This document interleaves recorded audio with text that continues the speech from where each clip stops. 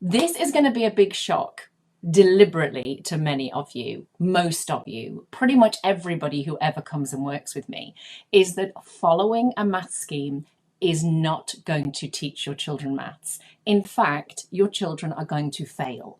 Now, that should be a massive shock and hit you to your core, because you're like, hang on a minute, my school's bought into this. Everyone's talking about these schemes. How can she possibly be right? So I'm going to give you 3 reasons why this is the case. And honestly, by the end of it, it's going to make total sense. And you need to then make a choice about whether you continue to do what you're doing or not. And you might not hear what you're expecting to hear. And believe me, you're not going to be scared. You're going to be super excited, because I'm going to make your life a lot easier, not harder. So the first thing is, okay, math schemes, we can think about them in 3 different ways. That's going to be my 3 points. The first one is, I went to school in the 70s and 80s. And even for those of you who went to school and you're younger than me, and you maybe were in 80s, 90s, noughties, whenever it is, math schemes have been around a really long time. And my experience of being taught by a teacher who used a scheme was literally the worst experience. It's not an experience we would see very often these days. See if you can relate to this. So it was, the teacher would literally hand out textbooks. There'd be a pile of textbooks on the teacher's table or in a certain part of the classroom. And a monitor would hand out these textbooks to us, and we would just work through them. There was literally no teaching. I cannot emphasize how awful this was. You would then queue up with your book and you would get things marked right or wrong. And the teacher might do something, an example on the board that you were supposed to copy. And this is literally no maths teaching. Anybody could have walked in off the street and did this. And it has created pretty much 99% of the population thinking that they hate maths, they can't do maths, they don't recognize maths as being relevant in life. You can talk to any generation and hear people who feel terrible about themselves. So that kind of then moves into what I came into when I first started teaching in the early 90s, which was cards in ice cream boxes, where it was kind of a nicer version of that. I did not want my children to go through what I'd been through. I loved my job. I loved my children. So there's no way I was going to be like a lot of the teachers I remembered, which was not very warm and not very pedagogically friendly, like working the way I learned. But bless me, I didn't know what I didn't know. So I used to have children all doing all different kinds of maths, and they'd work through the cards. And then when they came up to me and they got it wrong, I'd explain it. Pretty much was just a nice version of the stuff that didn't work. So that's example 1. Example 2 is what we are pretty much all doing now, unless you have made a conscious effort to change. And you're only going to make that conscious decision, I should say, rather than, it obviously involves effort, if you learn what you know you didn't know. So out there, we have so many schemes being used. You know all the big names out there that lots and lots of you are using, and there will be ones that are specific to the area of the world that you live in, or a certain way that your trust works or your group of schools. So just think about what all of those are. Now the problem is I was very careful in my language here. If you follow a scheme, that means that you use the scheme for your planning and you use the scheme for your teaching. And the trouble is, there's so much more to it than that. You need to know the maths itself before you can do that. And you need to understand how children learn before you can do that. And the problem is, we're sold schemes that if you just follow them, as in you put the PowerPoint up, you move the counters around, you collect the group of children and do the task with all of your love and your conscientiousness and your hard work and your amazing commitment to your job. All of that is in place, no doubt about that at all. But the trouble is, you're going through the motions, but you don't understand what it is you're teaching. You have got massive issues in most cases with the way that you learn maths yourself, which you're desperately fighting against. You will generally follow the scheme. So you will teach one thing, then you will teach another thing, then you will teach another thing. And maths isn't like that. Child in the middle, maths all around, maths is interconnected. And the brain works like that. The brain does not work with learn one thing, learn another thing, learn another thing. If you look at the way the brain works, not just a diagram of the brain, it is about creating connections and pathways. That's how the brain switches on.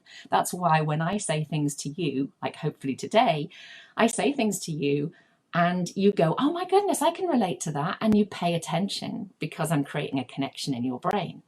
So when you follow a scheme, be it White Rose, Power Maths, Maths No Problem, Master the Curriculum, these are the ones that you're all talking about.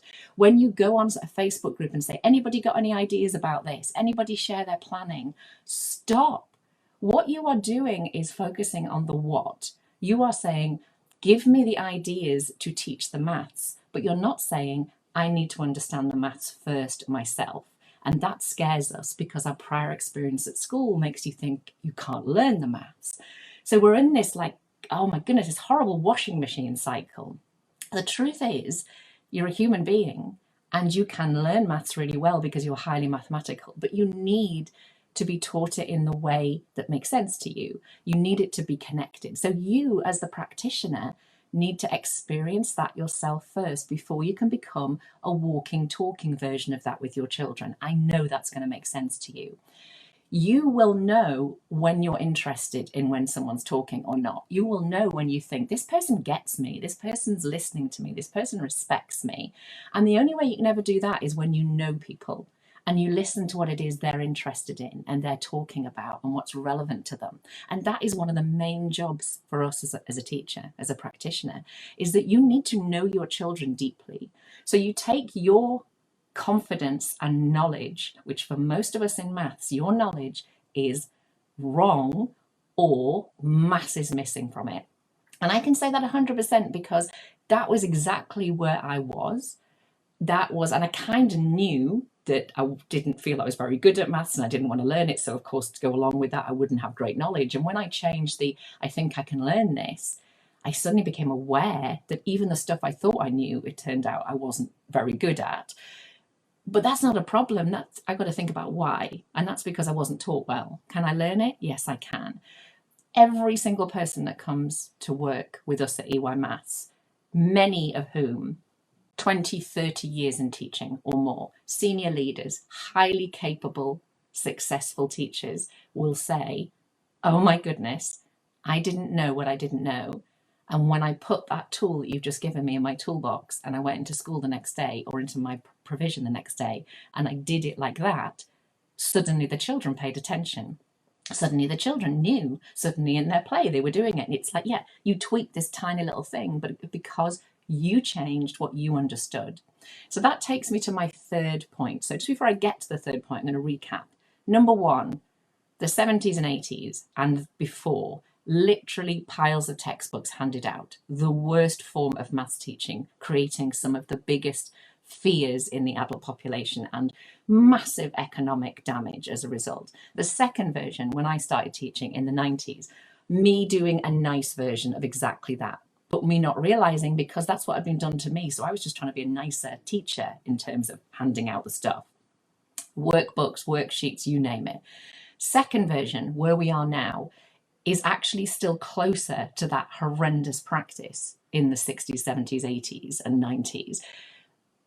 I hate to say it, but of course it is. The difference is the textbooks have been replaced by PowerPoints and the worksheets in many cases are still there. And the difference is that we're talking about it more online and we've got more tough tray ideas. They're everywhere at the moment. They are definitely the new shiny thing, aren't they? Put maths in a tough tray and it'll really work. We might come to that another time. Tough trays, great. Putting your maths in a tough tray doesn't make any difference to anything. But anyway, you talk about things online and people are like, look at my knitted number blocks, look at my subscription to this, and everyone's chasing shiny objects. Now, those shiny objects means you're trying to follow something. And what I'm going to say in point 3 is you need to not be a follower, you need to be a user. And what I've alluded to, the difference is when we invest in you, when we give you the place to go to get your knowledge and tools, because you don't want to always keep asking. Of course, people like me are here to train and respond and advise and support you, and I'm not going anywhere. But you need someone like me to say, Where do I go every minute of the day, Karen? I can't be like sitting there, with you on speed dial to ask you, and being able to text you during the day and say, what do I do in this situation? It's my job to give you those skills. So you need strong developing subject knowledge, and that is missing from all of our toolboxes until we put it in there. And when you get to a level that I'm at now, I still don't know what I don't know. So when I continue to read and learn and keep my mind open, I am not scared of what I don't know. I am not scared to realize that something I thought I knew was wrong, because that keeps me a brilliant learner. And that's hopefully how everybody wants to be. The second equal biggest area is you need to do it for your children. Your maths needs to be relevant to them. They're not going to listen. They're not going to want to do the activity that you're doing if it doesn't mean something to them. They're not going to create the networks in their brain, even if they're smiling at you and they love you and they're doing the task with you. They won't remember how to do it later. You will get to June in the case of baseline, going from June to when we do our assessments go baseline in September to when we do our assessments in June in England. And you'll suddenly find your children don't have number bonds, and they don't understand number facts, and they can't do odd and even numbers, and they can't do instant recall of this, that, and the other. And you'll be panicking, and you'll know that you've covered the curriculum, but you haven't brought about learning. Who wants to be in that situation? A, you're going to feel absolutely rubbish because your children haven't made good progress. B, the people who employ you are going to be really unhappy about this. And C, the most important group is your children are going to move on without the foundations they need. And we see this year after year after year. So this is really bad news, everyone. Being a follower, bad news. Being a user of a scheme, good news. Now, you don't actually need a scheme. However, if you learn to be a user of a scheme, what a scheme will give you is structure. It will make sure you don't forget to teach any areas of maths. It will give you ideas you can adapt. It will give you consistency across your school. They are the reasons why people buy schemes. Now, that's all good news, but without understanding the maths and without understanding how children learn, your scheme isn't going to work. So that takes me to point 3. And point 3 is parts of the world that use schemes really well. There may be many, but the part of the world that we all know about is the Far East. Not all of the Far East, because it's a big place, but certain parts of the Far East, Singapore and places in China like Shanghai. The massive difference that I know all of you who are using the term mastery with knowledge, not just mastery because it sounds like, it's the best kind of maths, but mastery, and you have worked with the NCETM, or you've worked with the maths hubs, or you've worked with people like myself, and you know that in the Far East, they spend more time learning the maths than they do teaching the maths. So in the Far East, the idea that you wouldn't really understand the maths yourself brilliantly before you teach it would be a crazy idea. And there's so many studies out there comparing the US with the Far East. So comparing, say, the US with Singapore. And we, of course, are like the US.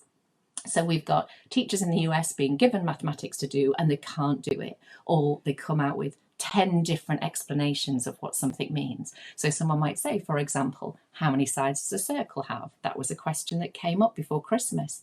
Oh my goodness, we had 1,000 responses. There aren't 1,000 responses. There's the correct subject knowledge and nothing else. And people didn't know. And the great thing is we've got this group, so you can come on and have a safe conversation and get to the right answer. But actually, let's listen to what that's telling us. We have got practitioners, not just in early years, teaching 5, 6, 7, 8-year-olds right up to 16, 18-year-olds who are working from what they think is right and what they know, not checking their subject knowledge in a reliable source. So that is like a doctor dishing out treatment when they don't understand the human body. That would lead to devastating consequences. And what we're doing is the same. Okay, so the difference is in the Far East, they look at how children learn, particularly the Singapore curriculum, which very much fed into all the work in Shanghai. The work there on creating cycles of starting with meaning, recognizing the mathematics, learning the mathematics, and applying it back in meaning, which is the way, if you've worked with me, you know that I work. and worked before I came across the Singapore things, because it just makes sense. Why would you be able to learn mathematics if you don't see the point and you don't get to apply it? So they don't use schemes the way we do. So the way I'll define that is they don't follow a scheme, they use a scheme. Whereas here, I guarantee that every single person watching this, and I'm going to really put my neck out here and say that if you haven't had a massive didn't know what I didn't know, and you haven't changed your planning to be you plan, as in you stop and think, right, I am teaching number bonds. What is a number bond? How does it connect to all the other aspects of maths? Why do my children need number bonds? How will they use them when they're 5 and 7 and 11? Because the maths doesn't change. What is going to be an interesting and meaningful way for a 3-year-old or a 4-year-old or a 5-year-old to begin to understand what a number bond is? What's the point? And actually, there's so much in that, because you've got to understand what a number is before you learn about a number bond. Number bond being a number broken into 2 parts, number facts being many parts. Numbers aren't just one thing. They can be ordinal, cardinal, nominal. Do you understand that? Do you understand that when you're talking about number bonds, it's about cardinality, not ordinality, and not nominality? Do you understand that if you're going to think about number bonds, you want children who don't see numbers as a digit or a word? Because if you write down the number 2, you can't break that up. You can break it up into bits that would be reassembled into a digit 2, but that's not what we're talking about. We're talking about 2 things. Or if you're trying to find number bonds of 4, for example, or 6, you want an image in your head of 4 that you can actually move it to prove it. Those parts are there. So that's called concept images. You need to have those in relation to 10 because we work in the base 10 system, and that makes life so much easier. So what I'm talking about there is math subject knowledge. That's what we call your why. Okay, then we've got what we call the how, which is what would enable my children to care about this? Why would they want to come and work in a small group with me? Why would they choose to use these skills in forest school, in outdoor play, in snack time? Because that's only when you can assess that they've learned it, not when they're sitting with you and you're telling them what to do. So finally we get to the what. So we've had why, your subject knowledge. How are your children going to best learn this? And then what will the task be? So I'll show you that just visually. This is something that I have created for my Pathway members, and I've done it as an iceberg because this idea is this is a maths scheme follower. All you are doing is following a scheme. The worst case scenario, and there will be people watching this, I don't want you to feel bad about this, but I want you to know you need to stop. There are people out there that don't do any planning. They either look at their PowerPoints and their worksheets or activities the night before, or the worst scenario I've seen in recent times is they look at it when they arrive in their provision in the morning and they switch on the computer and they put the PowerPoint up. Honestly, that person should not be teaching if they think that's good practice. I'm hoping that will horrify people. That is an extreme. But too many of us, because we don't feel confident with the why, our subject knowledge isn't in place yet, you can continue to put your head in the sand and say, I don't think I can learn maths. I'm scared. I don't know where to learn. Or you can come and work with me and I will help you. You're thinking about, I don't know how to make maths relevant. I want problem solving in my provision. I want my children to be doing maths all day, every day, sometimes with me leading the task, because that's how they'll learn new skills, but the majority of the time using mathematics and talking like mini mathematicians. You're going to have to go with what they're interested in then. And you need to provide what we call provocations, things they haven't discovered yet. This is my specialist area, everyone. And then here, you can use White Rose, you can use Maths No Problem, you can use Master the Curriculum. At the moment, the only discussions I see are, let's all move away from White Rose to Master the Curriculum. Let's all use White Rose alongside the NCETM mastering number. Mastering number. So mastering number is more about this. You don't have to choose between me and the NCETM. We're doing the same thing. I do the whole of maths, they're doing it on number.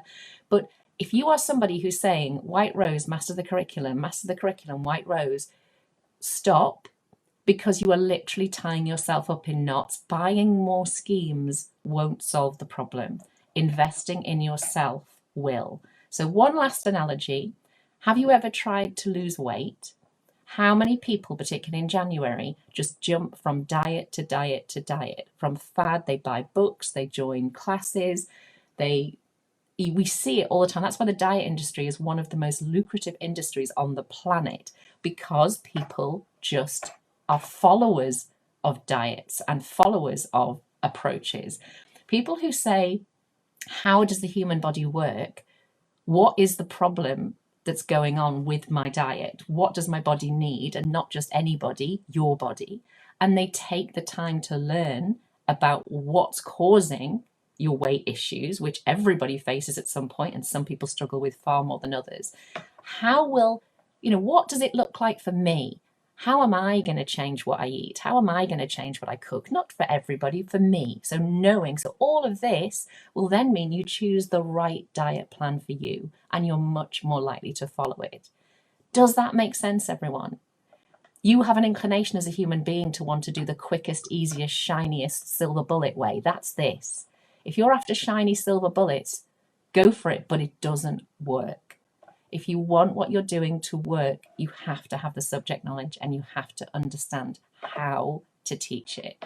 So really, if you're watching this, you're almost certainly going to be one of the people who does want to do the why and the how. Otherwise, you wouldn't be on this group, and you might be on the group, but you certainly wouldn't have clicked on the video and you wouldn't have carried on watching. If by any chance you've carried on watching until the point of here, 20 minutes in, and you've listened to my raving and my passion, because all I want to do is help you so you can make sure your children make great progress, Ofsted will be happier, parents will be happier, your senior leaders will be happier, and ultimately you will be much happier, because when you do stuff that works, you feel excited, you sleep at night, you feel happy. Doesn't mean you don't have tough days, because that's normal life. But if by any chance you come to the end and you think, do you know what, Karen, that's very nice, the thought that I should know what I'm teaching and I should know how my children learn, but actually I haven't got time to do any of that. That's why my school bought into this scheme. Then you go with that, because at that point, if you've heard all of this and I haven't changed your mind, that's fine, but EY Maths is not for you. And certainly this group won't be for you either. You'll be much better off spending your time in other groups, and I respect that. Okay, so I know that won't be most people, but it's always good to know that at the end of the day, everyone, you have a choice. So I can't wait to see those of you who are still watching now. If you do want to work with me, you can come straight in at impact level, which is my higher level, £22 a month. It's there on the website now, but I deliberately created Pathway because so many of you a little bit more hesitant, looking at £22 a month going, and it used to be 25, just brought it down to 22 because of the cost of living. And that's why I've created Pathway, £15 a month instead, but until 9 o'clock tonight, it's £9 forever, £9 forever. I wonder who's going to be kicking themselves at 9:01 because they were thinking about it and they didn't join. And then someone says, but you could have joined, got all the materials and support for a month, and if you didn't like it, you could just end it and you'd be £9 worse off. You do the maths. Have a great day, everyone, and any questions, just pop them below and I will be there to answer them.